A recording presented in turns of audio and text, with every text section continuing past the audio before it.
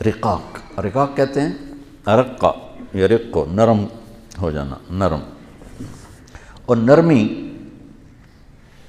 یہ مزاج شریعت ہے، مزاج دین ہے. اس میں وہ مضامین آئیں گے جو میرے آپ کے دل کو نرم کر دیں گے. اور ہم مٹی سے بنے ہیں، مٹی کو پہلے نرم کیا جاتا ہے، پھر اس میں بیج ڈالا جاتا ہے، اگ جاتا ہے. سخت مٹی میں بیج ڈالو تو نہیں اگے گا.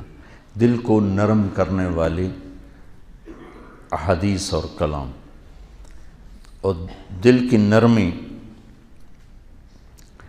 جس کو بھی نصیب ہو گئی، پورا دین اس کے ہاتھ میں آ جائے گا. جو کہ مزاج دین ہے، میں اس لفظ سے استنباط کرتا ہوں، وَلْيَتَلَطَّفْ. قرآن کے درمیان میں ہے، درمیان وَلْيَتَلَطَّفْ. آدھا قرآن ادھر ہے، آدھا ادھر ہے، بیچ میں یہ لفظ آیا. یہ ہے ترازو کے کانٹے کی طرح. کانٹا سیدھا ہو تو تول ٹھیک ہوتا ہے، کانٹا ادھر ہو یا ادھر ہو تو تول غلط ہو جاتا ہے. تو یہ لفظ بیچ قرآن میں آ کر ترازو کے کانٹے کی طرح ہمیں بتا رہا ہے کہ جو مزاج دین ہے، جو مرکز دین ہے، کانٹے کی طرح وہ نرمی ہے، نرمی. اگر یہ ادھر ادھر ہو کے شدت میں تبدیل ہو گئی تو سارے دین کا توازن بگڑ جائے گا، خراب ہو جائے گا. اس لیے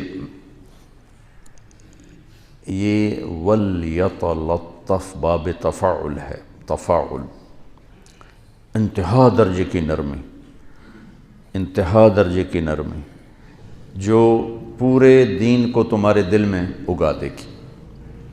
اس میں اگر آپ اور میں شدت کی طرف جائیں گے تو کچھ بیج اگیں گے، کچھ نہیں اگیں.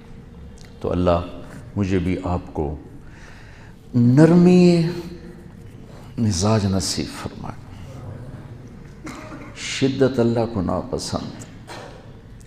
میرے نبی کا فرمان ہے، اگر نرمی کی کوئی شکل ہوتی تو دنیا کی سب سے خوبصورت شکل ہوتی. سختی کی کوئی شکل ہوتی تو دنیا کی سب سے بدصورت شکل ہوتی. لو کان الرفق خلقا لما رأى الناس خلقا احسن منه ولو کان العنف خلقا لما رأى الناس خلقا اقبح منه. بدترین شکل سختی، خوبصورت ترین شکل نرمی. تو اللہ سے مانگا کرو. اللہ حضرت عمر کی دعا ہے، اللہم انی شدید فلینی، اللہم انی شدید فلینی. حضرت عمر مستقل یہ دعا مانگا کرتے تھے.